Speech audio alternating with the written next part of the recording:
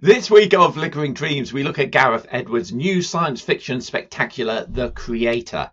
Also reviewed is Ken Loach's new social drama, The Old Oak. On Netflix, we have a different kind of survival movie in Nowhere.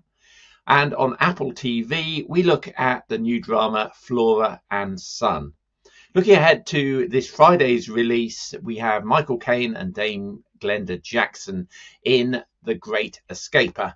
And finally, we look at the 10th film in the Saw franchise, Saw X. That's all on Flickering Dreams.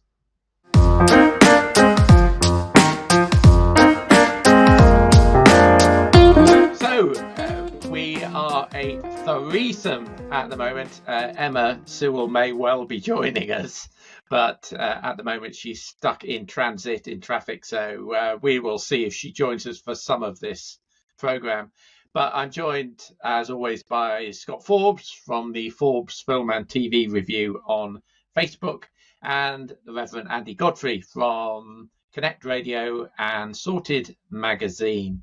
And I'm Bob Mann from One Man's Movies. And we've got 6 films to look at this week. It's been a little bit manic because the press screenings for the London Film Festival have continued. And I've only just this second got in from London. So I'm scrabbling to remember what on earth we were doing in this episode. But I've got a list, so we'll press on with that. And the first film we're going to look at is The Creator, which is a bit of a science fiction epic from Gareth Edwards, the director of Rogue One. Scott, do you want to introduce The Creator to us? Sure. So The Creator is a sci-fi epic war movie which sees AI technology intermingle with society. Things go wrong, they get rejected, and there's a lot of conflict. Here's a clip. 10 years ago today, the artificial intelligence created to protect us detonated a nuclear warhead in Los Angeles. This is a fight for our very existence. Sergeant Taylor, we are this close to winning the war. But the AI are developing a super weapon. Retrieve it, or they win.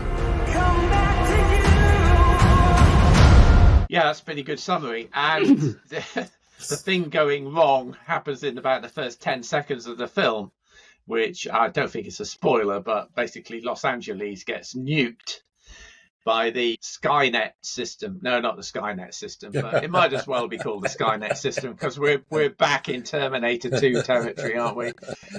While I collect my own thoughts about The Creator, Andy, do you want to tell us what you made of it first of all? Yeah, I loved it. Blade Runner meets the Terminator.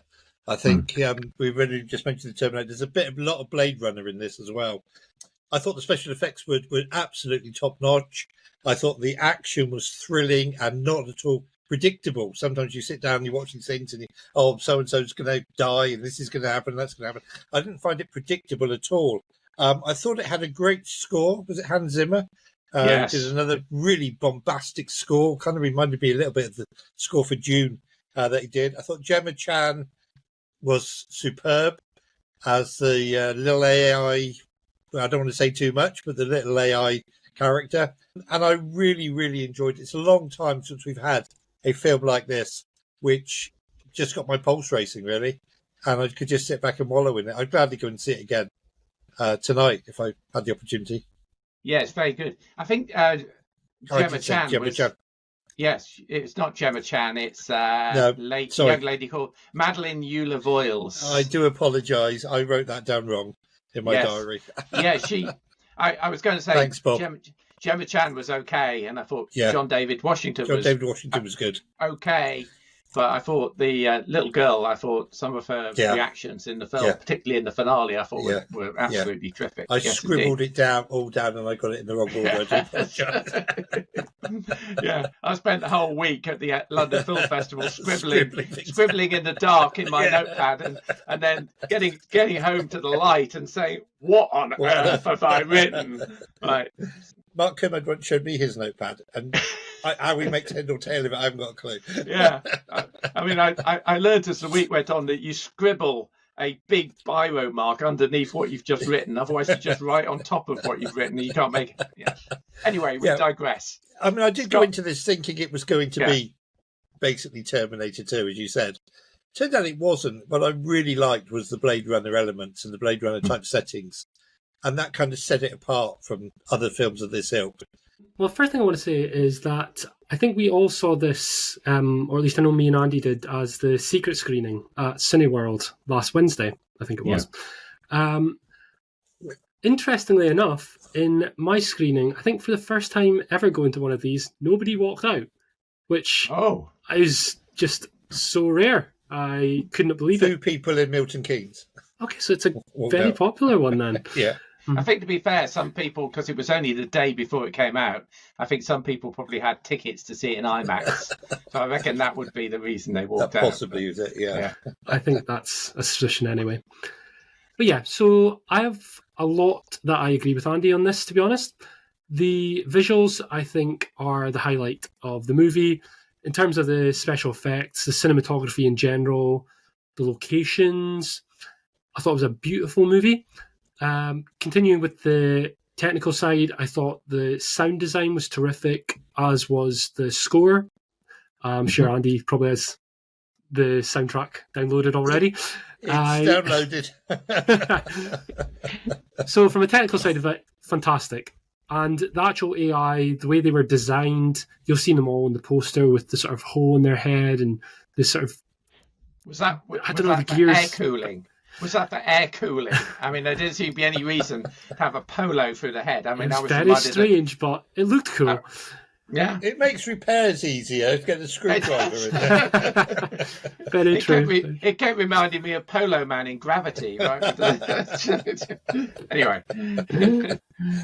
I would say for this one, aside from the actual sci-fi and the look of it and the sound of it, it was an enjoyable movie. I'm not the biggest sci-fi fan in the world, but I was engaged for the majority of it. It's a long movie. I think it's about 2 hours 15-ish, around about that. I would say that the narrative is perhaps not quite as strong as the concept and the visuals, although it's still really good. There were parts, particularly in the second half, where I was thinking the plot was going a little bit all over the place, and I wasn't 100% following everything that was going on. So I liked it, but didn't love it. And I was also saying the same thing about the performances. I liked them, but didn't love them.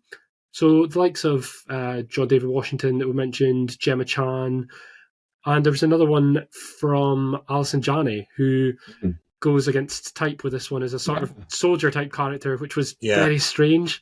So this is one where I feel that in time it will become a cult classic. Right now, as much as I enjoyed it, I wouldn't quite rave about it. So I've got 2 scores right now, and I still haven't decided which one to give it. Okay, all right, okay. Yeah, I mean, I absolutely loved it as a spectacle. I mean, going in to see something that spectacular that wasn't part of a franchise, was just a standalone science fiction thing. Sure, it kind of borrowed from things. I saw Kevin Mayer in the Times gave it 2 stars and described it as a shallow Star Wars pastiche. And I thought, no, I really don't agree with that. Yes, it had this Nomad thing, which was a bit Death Star-ish, but I didn't think it deserved that kind of characterization at all. I thought it was great to see Alison Janney, as you said, in a different type of movie. She's always tends to be in these fairly straight-laced type of films, and seeing her kind of in an action role, letting her hair down, I thought was really good. I wrote in my review that I thought the Nomad platform looked like the Spectrum base in the sky and from Captain Scarlet, and I said, I was wondering what it reminded me of. I said, is that only me that thinks that, clearly? And then blow me, after I'd written that, I may say, on Mark Kermode and Simon Mayo's take, they both said exactly the same thing. So it wasn't just me. Yeah, Skybase it was called, wasn't it? Skybase. Scott, you're far too young. Before my time, that one. before you say, this Get is the the voice DVDs out of Captain Scarlet. the Let's Mr. have Captain Scarlet back. Absolutely. Yeah. So yeah, it did rely on some films like Terminator and so on, and the whole concept of the film of New Asia was very Vietnam War. Yeah, it was. The one thing that I thought was a bit odd was how this film is going to go down in America, when America is painted effectively as the big baddie of the piece. But I thought the whole film had a whole lot of heart to it. The way in which it portrayed the simulants or androids, whatever you want to call them, living in harmony in New Asia, such that a robot is running back towards his kind of family, is targeted by a missile and runs the other way. And I thought that was really kind of nice. Some lovely touches like that. So I love this one. Faults and all. One thing I would say as well is I heard an interview with director Gareth Edwards on the Empire podcast. And one of the interesting things that he said is a lot of the people in the background and a lot of the extras were just told to act and just do what they were doing, but they weren't told whether they were going to be human or AI. And depending on how natural they were, was what he would decide who would he in post make AI or who would he leave as a human, which I thought was fascinating. What a terrific way to go about filming something like this. What a great... Yeah, because then you've got the option of which take to use and which extra to use. I just think it's, he is a great director. I have to say, I think he handles this kind of thing really well. Yeah. Scores on the doors. I'm going to give this one a 9 out of 10. Just loved it. Scott? I'm between a 7 and an 8, and I'm going to be nice and say 8. Okay. 8. Andy? I gave it a 9. This is 9, right up my street. I love these kind of films, and I really love this one. Okay, so that's 26 divided by 3. Oh dear, my 3 times table now. That is going to be 8.66, I think, as the Flickering Dreams score. Pretty high score for the creator, making it 8. Right, wonderful. So we're moving on to a film that I haven't seen. In fact, I'm going to be the host in this because I've been busy at London Film Festival seeing a lot of films that you won't be able to see yet. But I haven't seen any of these. So this is just Scott and Andy. And we're looking at The Old Oak. Andy, can you introduce The Old Oak to us? Yeah, set in a northern village, a group of Syrian refugees arrive. Will they be welcomed by the local community or not? Here's a clip. For you. All right, lads. How come they're getting all that stuff? They've lost everything. They've left a war zone. He's taking your photo there. You better delete that photo. They're just kids, man. Let them get in their house and get settled, man. I'm really sorry that happened. So, I know this is written by Ken Loach, so we can expect a strong political agenda to it. Andy, let's start with you again. Yeah, I started my review by saying that you don't go into a Ken Loach film to be entertained, normally speaking.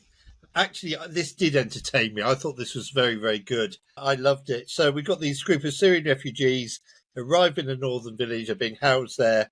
The local landlord of the local pub, brilliantly played by Dave Turner, and I hope I got that casting right, is friendly towards them. He tries to help them.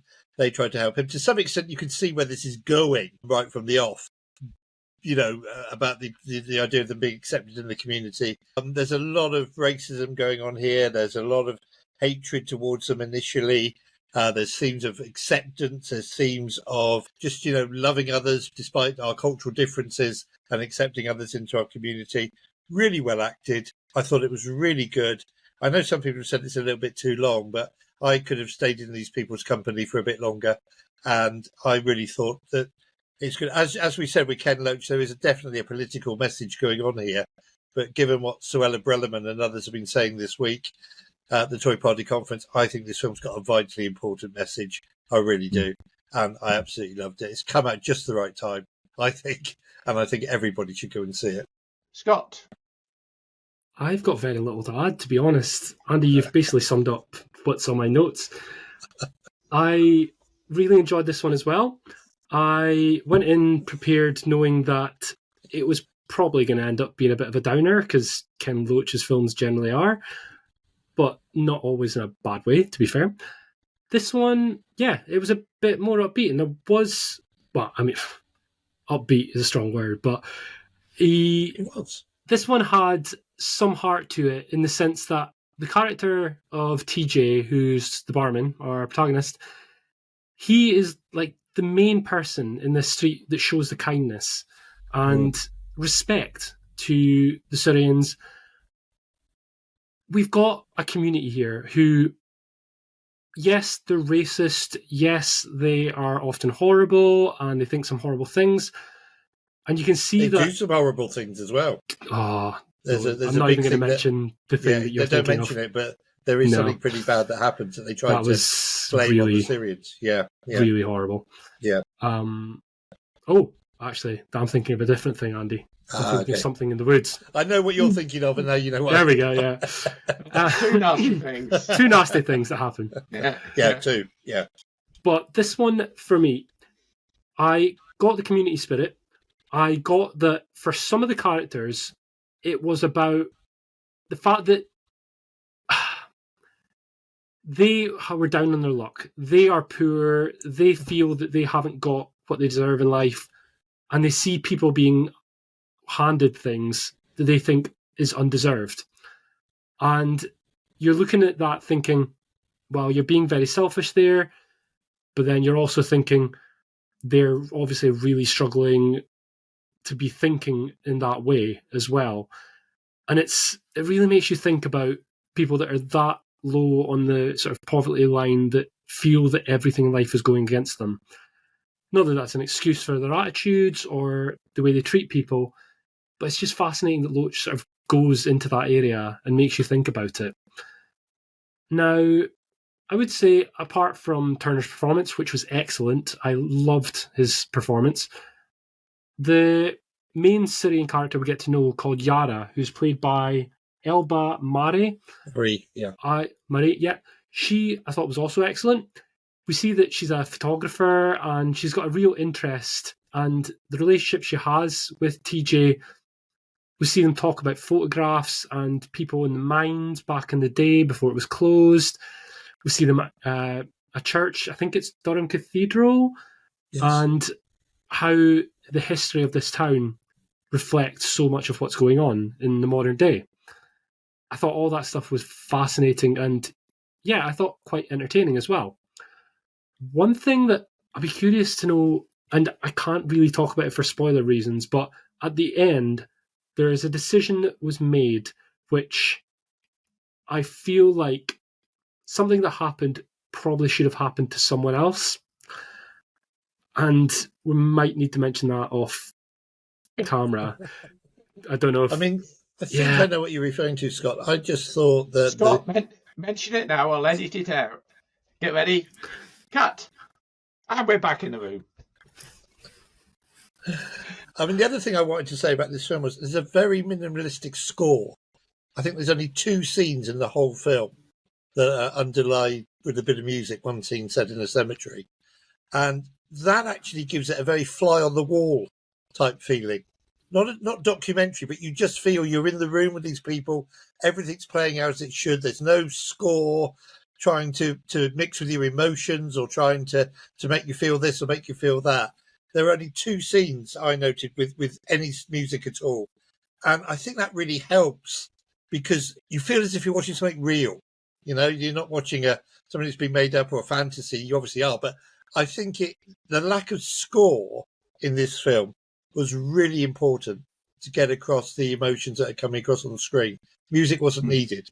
Okay. I think you're right, Andy. And one thing I wanted to mention as well, or maybe ask when you bring up reality, the pub regulars that are in the Old Oak that we meet, have you seen any of them before? Because I walked out of that thinking, I don't know any of the actors, and I'm wondering if they actually are actors or if they are real people that he's got to come in. Because I'll be honest, I didn't really think they were great, the actors that were the regulars in the pub, and I'm just wondering whether they're bad actors or they're real people that have been put into the film. Yeah, I mean, I was kind of comparing it, to be honest, with the slaughtered lamb in American Werewolf.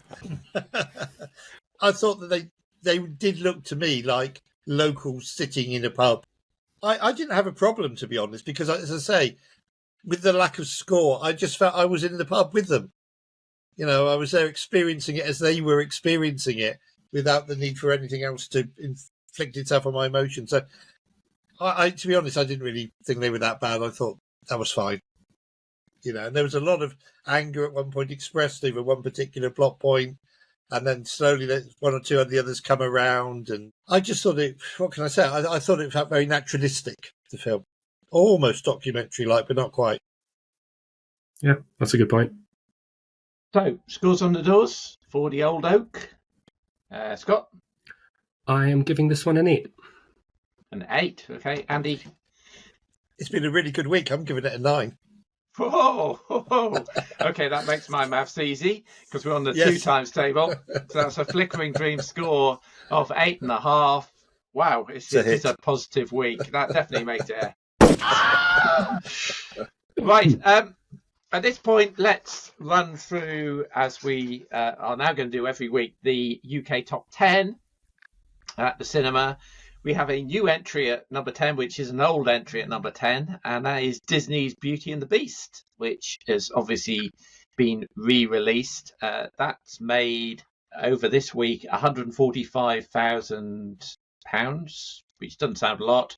That brings its gross up to 3.1 million, which I guess is from the original releases as well, I'm guessing. But at number 9, we've got Jawan, which I still don't think we've seen. Scott, I think you're hoping to maybe see it, but you've not. No, I've not had a chance. Hindi movie, that's made nearly £3 million now. Number 8 is Oppenheimer. That's up nearly 58 million, still in the charts. Number 7 is Past Lives, which is creeping up, still not making a great deal of revenue, up to 1.8 million pounds. I think the part of the problem with that is there's not a lot of screenings going on of it. No, I guess that's right. There's only very few screenings compared to something like what you're going to be talking about in a minute. Hasn't got number 4 in its title either, so there you go. Number 6 is Barbie. These are all hits, by the way, that we've declared. A hit for Oppenheimer, a hit for Past Lives, hit for Barbie. Barbie's over £95 million now in the UK, which is great. Dumb Money, which we also said was a hit, is at number 5. That came out last week as well, and that's made £506,000. And number 4, doing very well still, is The Equalizer 3. That's over £7 million now for Denzel Washington. We said that was a hit now. We're going to get slightly embarrassed by 2 out of the top 3 here. But we declared The Nun 2 to be a miss. That is at number 3, has made over £5 million at the box office. So there you go. At number 2, straight in with £761,000 is Expendables, which we also said was a hit. Oh, I'm sorry. I saw it this week. I thought it was a miss. Thanks to a certain lady who is not with us this week. Can I just say, there's one moment in The Expendables, I saw it this week, where a bad guy gets shot and he falls down and his blood splatters against the wall before the bullet hits him. And that just summed up the film for me. Absolutely summed up the whole rubbish. Sorry, Emma. Somebody a bit quicker. Watch out for it if you ever see it again. It really is there. What do you mean? What do you mean again? Well, yeah, of course. Good one, Bob. Yeah. Okay. It's lazy filmmaking in the extreme. I have no desire to go and see that film. I really don't. Me neither. And number 1, which we also declared to be a miss, mainly due to me, I'm afraid, because I wasn't great on this film. But for the second week in a row, it's A Haunting in Venice by Kenneth Branagh. That's just creeping up to £5 million at the box office. So again, that's doing very well. A lot of people seem to like it. Can I just say, sorry, but how fantastic that my big fat Greek, whatever it was, whatever number it was, has dropped out the top 10. Hallelujah. Thank you, Lord. Amen. Yes, I think it came in for 1 week and dropped out. Yeah, that's good. Okay, so that is the top 10. We were going to discuss Saw X next as the film. I'm going to hold on that just in case Emma is able to join us, because I know she's seen it today as well. So let's move on to a Netflix film which is Nowhere, which I've not seen. I think it might just be you, Scott. Just me. Make yourself comfy. I need to for this one. Wow. So, Nowhere is a Spanish film that has come out on Netflix this past week.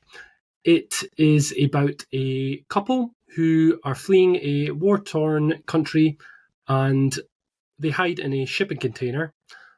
But for reasons, the shipping container gets knocked off into the ocean, and our lead character is alone and has to try and survive. If you want to put a clip up, here's your chance. No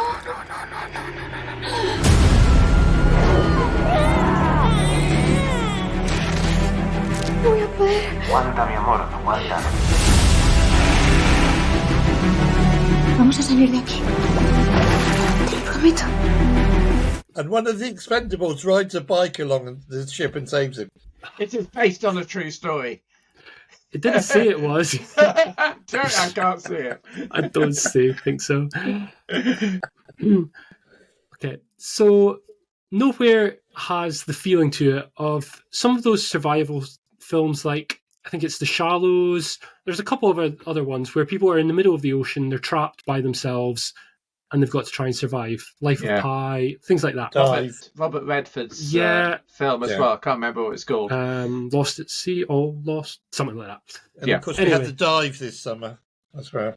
Yeah. Right. So yeah, it's got that feel to it where I was like, okay, it's going to be a survivalist thing. Okay, let's see how it goes. The start of the film wasn't really what I expected, because we do get to meet our lead character, whose name is Mia, and it's played by an actress called Ana Castillo. And she is heavily pregnant and with her husband at the start of the film. And we see them as they're sort of locked in this container to try and get their way to safety somehow. But they get separated. And then there's a really tense scene where the container is stopped for checking to find out if there's anyone in it. And it has that sort of tension-filled, are they going to get caught, aren't they going to get caught, what's going to happen? And without going too far into spoilers, I've told you she ends up alone.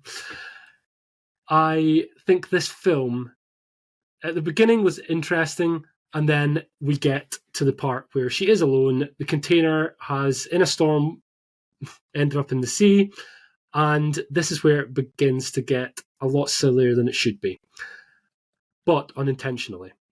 So it plays it very straight. We've got this heavily pregnant woman on the verge of giving birth who's trying to survive in a container in the sea by herself. But as good as her performance is in this film, the conveniences are off the charts. So it just happens that within this container, there just happens to be crates with food for her. There happens to be tools that she can use at just the right times. She has a phone that seems to have the best battery in the world. I kid you not, there's so much of this film where the second half I was like, I got bored because it was just too convenient. And it can be quite harrowing at points. There's one particular scene that could be quite traumatic for some people, I think. But it's one of those that it's one or two decisions away from being a really good film. Unfortunately, there are just too many little things that just had me thinking, nah, I just can't get on board with that. I just don't believe that. And by the end, I just got a little bit bored and thought it was wasted potential, unfortunately. Based on your opinion, score out of 10. Again, I'm somewhere between a 4 and a 5, but my gut is going to say 4. Okay, 4 out of 10. Doesn't matter which of those it is, but that gives us a Flickering Dream score of 4.0, making Nowhere on Netflix our first miss of the night. Okay, we're moving straight on to another streamer. This is Flora and Son on Apple TV. And again, I suspect it might just be you, Scott. So, Flora and Son is set in Dublin and sees Flora, played by Eve Hewson, who's the daughter of Bono, and her she's a young mother, young single mother with her son called Max. And this is a film where there's a bonding aspect of it between mother and son, but also a romance side of it too. Here's the clip. You are a great mother. Am I? Happy birthday. What's that? It's yours. Don't want to play. Since when am I a guitarist? I can't go on like this, living in a shoebox with a kid who hates me. Can't wait for the day I don't have to be here. Go on! Go back to your dad! The way this film is set up, at the beginning feels like it's going to be a romantic movie. You get the idea that she is giving a gift of a guitar to her son, who is a delinquent child. Do not like this kid at all. But he basically rejects the gift of the guitar. And so what she does is she decides to take the guitar, go online, and she gets herself some lessons from Joseph Gordon-Levitt, who is a guitar teacher over in LA. And we've got this sort of online Zoom-style thing where she's getting guitar lessons. They are speaking, they're growing close to each other, they're getting to know each other, and that's all very nice and lovely, and I really enjoyed that aspect to it. Although this film has the romance side between Flora and Jeff, the Joseph Gordon-Levitt character, it's really about the bonding between mother and son and how music brings them together in an unexpected way. This film, I thought, had a really good narrative and in some ways was really sweet. And with another director and perhaps another scriptwriter, this could have been a really, really solid family film. But there's a couple of issues that I had. One that I mentioned earlier being I didn't like the character of Max, the son. He is a little shit, really. He gets in trouble with the police. He gets so many chances and he just keeps making these mistakes that really is just a brat that I'm like, no, I don't like this kid. And as much as you're making me try and feel sympathy for him, I'm not going to. I don't like him. And the other thing, and I feel like I'm turning into my mum a little bit because it's the second week in a row. For the second week in a row, I'm bringing up this issue that there's way too much unnecessary swearing. I know this film is set in a working class Dublin environment, but there was just no need in a film like this to have the amount of swearing that this film had. It just, a little bit here and there maybe, but a lot of the first half of this movie in particular, I was just like, no, you don't need to do this. And so that was a little bit off-putting for me. But on the whole, I thought this was an enjoyable film, and I think you guys would actually both really like it. Okay, again, it's just you to rate this one, Scott, so you have absolute power. Okay, so I'm more certain about my score in this one. I'm giving it 7 out of 10. 7 out of 10, making Flora and Son a marginal. Okay, so we've got a lot of hits this week, haven't we? We're moving on now to a film which is due out on Friday, and Andy, you've seen this one ahead of the rest of the country. This is The Great Escaper. I saw this about 2 months ago at press screening. The story of one Bernard Jordan, who at the age of 89 escaped from his nursing home, made his way across the Channel to attend the 70th anniversary D-Day celebrations. It's based on a true story. It's wonderful. Here is the clip. I couldn't leave you all on your own. Unless you have to. Where is he? He's disappeared off the face of the earth. He's in France. Bonjour. At 90. Well, he has done it before. Only then, of course, they were shooting at him. This obviously stars Michael Caine, the wonderful Michael Caine, and Dame Glenda Jackson in what was going to be her last appearance, of course. Yeah, and both of them are absolutely fantastic. We are dealing with a lovely, elderly married couple who have been completely devoted to each other since they met at a dance during World War II. They love each other dearly. He takes her out for walks along the seafront every day. But he desperately wanted to go to the 70th anniversary commemorations of D-Day in France. and he applied for a ticket too late.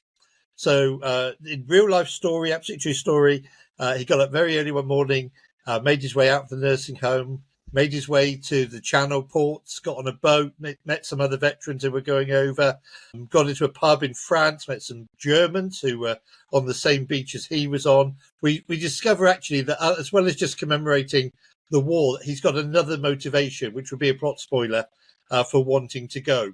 So I'm not going to spoil that. He comes back to discover that he's made national news headlines. And this is absolutely true. So we get to see the actual newspapers from the time. This is only 2014. He made the news. Where is this 90-year-old man? What's happened to him? How did he get to France on his own? 90 years old? You can't get to France on your own. Yes, you can. I'm a war veteran. I can do what I like. And he made it on TV. He was interviewed on TV, became quite a celebrity. And it's in the trailer. I'm not spoiling anything. There's a lovely sort of final shot of the two of them just holding hands as the sun sets over the channel. It's a delightful film. Glenda Jackson is absolutely fantastic. I mean, such a shame that she won't have lived to see this film become a success, because I think it will be. They're releasing it at round about the right time of the year, because obviously Remembrance Day coming up next month. Go see it. It's called The Great Escaper.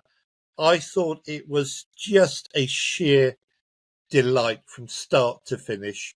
And although there's probably been a slight bit of exaggeration of the facts, nevertheless, this is a film worth seeing. And you get the feeling that, yeah, most of this, what we're seeing, actually did happen. Glenda Jackson, just go and see it because it was her last film anyway. And she's a real star in this. There's a great line where you've got two 90-year-olds and she says towards the end of the film, "Are you coming to bed?" And he says, "Which one, yours or mine?" And Michael Caine with a twinkle in his eye, Yeah. and Glenda Jackson just smiling. I fell in love with it. I will be very surprised if this isn't in my top 10 come the end of the year. Good.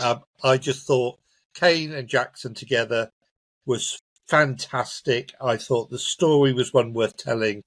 I remember it. I mean, I remember when it actually happened, when Bernard Jordan hit the headlines. Really, it's just wonderful. There's nothing to fault about this film at all. It's excellent. There's reconstructions of D-Day. So we get to dive into Bernard Jordan's mind, and we see his memories of being on the beach at D-Day. There's reconstructions of when they met at a dance, as I say, in the early 1940s, in the early days of the Second World War. So we get all these flashbacks. But the main focus is on Michael Caine being a real cheeky chappy, as he does so well, and Glenda Jackson just playing this with a real glint in her eye and clearly having fun. Yeah. You wonder whether it's going to be Michael Caine's last film, because I saw some interview that said, he's thinking about retiring now. But he said he said that for about the last 15 years. So going back. I mean, he has said in an interview, Bob, that he's starting filming in January 2024 on a film about the life of Charles Darwin. Oh, okay. There we go. So that will be interesting. Yes. So clearly not. Clearly and hopefully not. Because he's still got a lot to give. He certainly does. He's a great actor, isn't he? Great. Okay, we still haven't got Emma, but let's review our last film. Do you want to score for it, Bob? Do you want to score for it? Oh, yes. Sorry. That's the score okay. for the Great Escape is going to be in your top 10, so it's going to be high. There is nothing to fault about this film at all, and if only for Glenda Jackson giving a fantastic final performance. 10. 10 out of 10 for The Great Escaper. Yeah. Okay, that definitely makes it a good stuff. Do you think this could be one for the BAFTAs, Andy, by the sound of it? Oh, I wouldn't be surprised. I mean, I don't know if they do, I forget, my brain's gone too much. I don't know if they do posthumous awards, but between Jackson and Caine, Best Supporting Actress, get a chance. I would give it to her right now if I could. Yeah. But who knows whether they'll do that. We've still got a few more films to come out between now and then, perhaps. But for her performance, let's say it would be a fitting tribute to her life. I mean, it's a bit like Diana Rigg with Last Night in Soho. That was just an incredible performance. It was. She died a few weeks later after the end of filming of that. Glenda Jackson dies after the filming of this. And I think both of them actually should have had special awards for their performances in both those films. Let's hope so, Scott. I really hope so. It'd be a fitting tribute to her memory. Yeah. Good stuff. Okay, our last film is Saw X. Now, we talked in previous last week about franchises I've never seen a film of, talking about the Expendables. And here's the Saw series, which I don't think, maybe I have seen the original Saw, actually. I think I might have seen it on television a long, long time ago. There's been 10 of them. 10 of them. Wow. So we don't have Emma on the call. She saw it today, I believe. But Andy, it's over to you for Saw X. Saw X, more of the same. Grim, grisly, gruesome, and gory. Here's a clip. You're in very good hands with us. After that, what happens then? Your whole life happens then. John Kramer. According to these scans, the tumor was never removed. How much time do I have? Months, at best. I still have a lot of work that needs to be done. I described it on our web chat today as being torture porn. Does that sum it up like the others? Absolutely, it really does. It really does. I mean, it's more of the same. So this time, Jigsaw Man has been told he's dying of cancer. Somebody tells him that he can go off to this particular clinic in Mexico where there's a wonderful new treatment. Turns out it's all a load of baloney, that the people who claim that they've done brain surgery on him and that have actually done nothing but just take his money.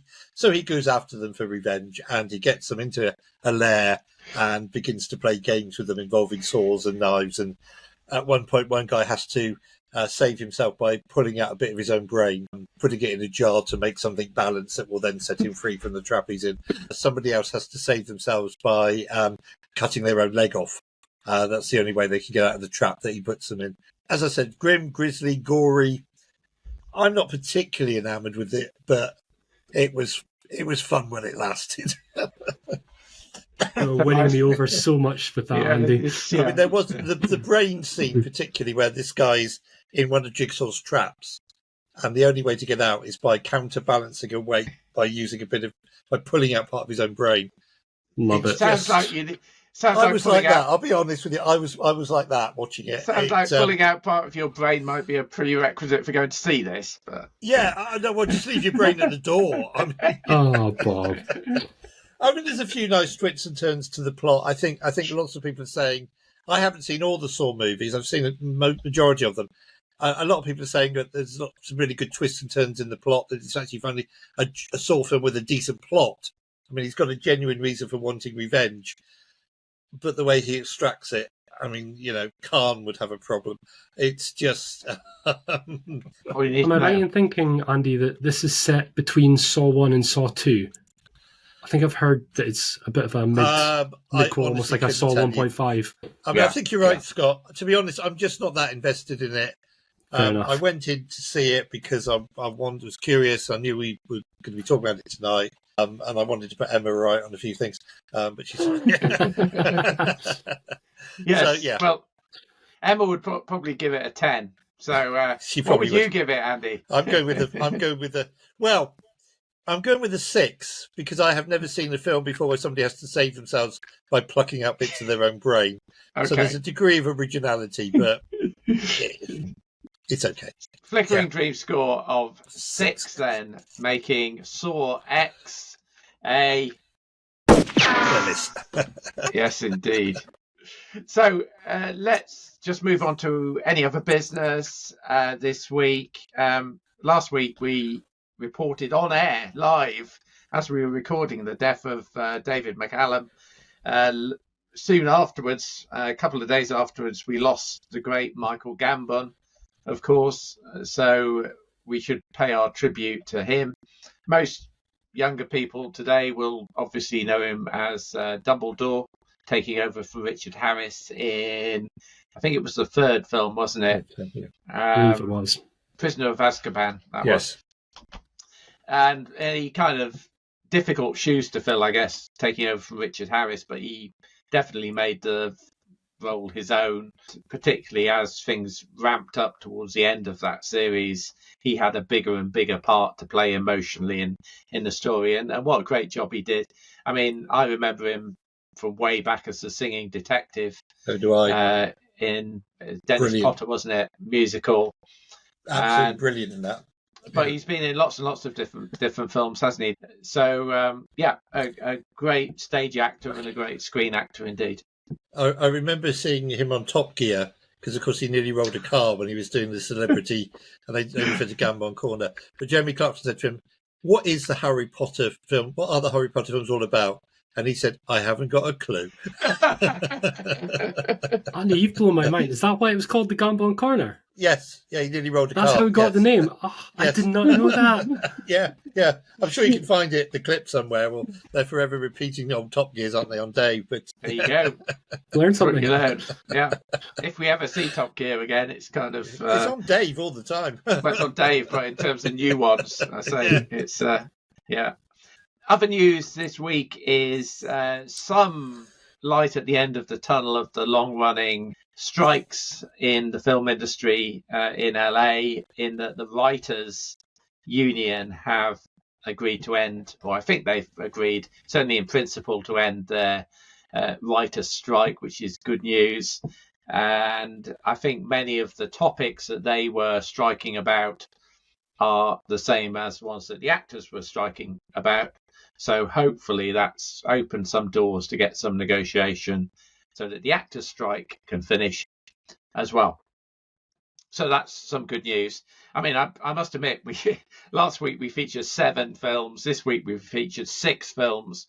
That kind of stoppage in the production doesn't seem to have fed through to streaming services or indeed cinema releases at the moment. I'm sure there will come a time in a couple of months where we hit a bit of a dip with this stuff coming through or not coming through. And we talked last week about June 2 being postponed from November back to March or April time. And I'm sure there will be more of that kind of shuffling right in order to actually just keep a drumbeat of stuff coming through. London Film Festival starts tomorrow at the time of recording this, which is on Tuesday evening. We have a rail strike, a national rail strike tomorrow. So I think the first day might be a little bit of a damp squib for London Film Festival. I've been there for the last since beginning of last week at the press previews, as we talked about last week. I've been there for four days out of that period of press previews, seen a lot of good films, really good films, some of which we talked about last week. Some that I've seen this week, worthy of mention, is the new one by Hirokazu Kurita, who's the director of Shoplifters and Broker.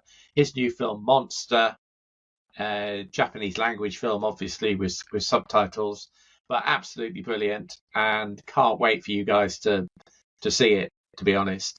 It was mesmerizing and had a wonderful ending, which we can probably talk about at length when it comes out as well. Memory, a new film featuring Jessica Chastain, covering concepts of dementia and the past and misunderstandings about the past in some senses, and also a kind of a love story. It's a bit of a mushy mishmash of lots of different genres. Wasn't so keen on that. One I think I saw this morning, which I think, Andy, you may be very keen on, is a film called Kidnapped, which is a true story set in the 1870s. So as Emma would say, a period piece. That is all about a Jewish boy who, if you like, is accidentally baptized. And interesting. Is kidnapped by the Pope and taken to the Vatican. Whoa! Right. as you do. As you do, right. So it's filmed over quite a number of years of this person's life. Beautifully shot, just the lighting and the cinematography, absolutely beautiful. But there are a couple of moments where there's some really good spiritual stuff, which I think, Andy, you will really want to. That's going to be fascinating. That's going to be really fun. I went into it thinking, well, I'm not sure about this kind of historical drama-y thing, whether I'm going to like it. And I was pretty gripped by it all the way through. Don't know when these things are coming out. Many of these things have not yet got UK release dates, but I would imagine they're going to be in the kind of February to April period next year. But watch out for some of those films, particularly Monster, particularly Kidnapped, particularly The Royal Hotel, which I saw last week. I think that's coming out beginning of next month. Fallen Leaves, the Finnish comedy, which is absolutely top-notch. And The Hypnosis. So those are some of the films at the top of my mind that I saw at London Film Festival previews. If you get a chance to see them during the London Film Festival, which runs from tomorrow the 4th of October to the 15th of October, tickets like hotcakes, but there are returns and so on coming out. So if you get to see that, go and see that. The other end of the scale, I gave up watching 3 films today because one of the films I thought looked good was 3 hours and 10 minutes long, and that was a film called The Delinquents, a Argentinian film. And my God, it was like watching paint dry. Why have a shot lasting 2 minutes when you can have a shot lasting 6 minutes of somebody walking down the street? Oh my word. I would love to take that film and put it into the editing studio and cut it down from 3 hours, 6 minutes down to 2 hours. I could take a whole third out of that film quite easily. I'm sure we've all got films like that, Bob. and made quite a good film out because it's a heist movie. I mean, it's a heist movie. Really? Yes, about a robbery at a bank, right? But and then it ends. It just ends, right? Just ends. No spoilers, but you think it's going to go somewhere, and you get fan. the end title, and everybody in the screening went, "What?" I mean, it's yeah. Have you ever seen? I mean, have you ever seen Gene Dialman of 23 Quai de Commerce at 1080 Brussels? Sight and Sound voted it the best film ever in their last poll. No. Sight and Sound. It was Sight and Sound's best film of all time, replacing Vertigo in their last poll. It's basically I watched it. It's basically nearly 4 hours of watching a woman do her housework every day, with a slight twist at the end. And that is a film that I could reduce to 20 minutes. We see her cutting up a carrot. Oh, well, that can be fascinating. Yeah, fascinating. Yeah, but then she does the same the next day, and then she does the same the next day. You can't have too many carrots. They're good for your health. People clearly voted that's a joke. No, seriously. Does anyone take that magazine seriously? Or do they just do things to get people talking? I wonder. I noticed one of the films showing at London Film Festival is Occupied City, Steve McQueen's film, which is 4 hours and 6 minutes long. I think it does have an intermission, but you need one. And I think it's a lot of slow views of the city. So I'm not sure that would appeal. Things may be a bit disrupted over the next few weeks because what with London Film Festival and some holidays, we might not be back to a regular schedule until the beginning of November. We hope to have some more episodes, which Emma might be running in the meantime.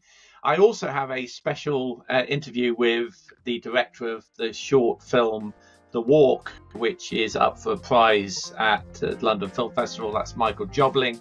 So I'll be putting that out as a special Flickering Dreams podcast thing in a week or two's time. But for now, my thanks to Scott and to Andy. I'm Bob Mann, and this has been Flickering Dreams. We'll see you next time. Thank you. Thank you so much for listening or watching Flickering Dreams. You can find the video version on YouTube and the audio version on all major podcast platforms. And don't forget to subscribe so you can get each of the weekly episodes as they are released. We'll see you at the movies.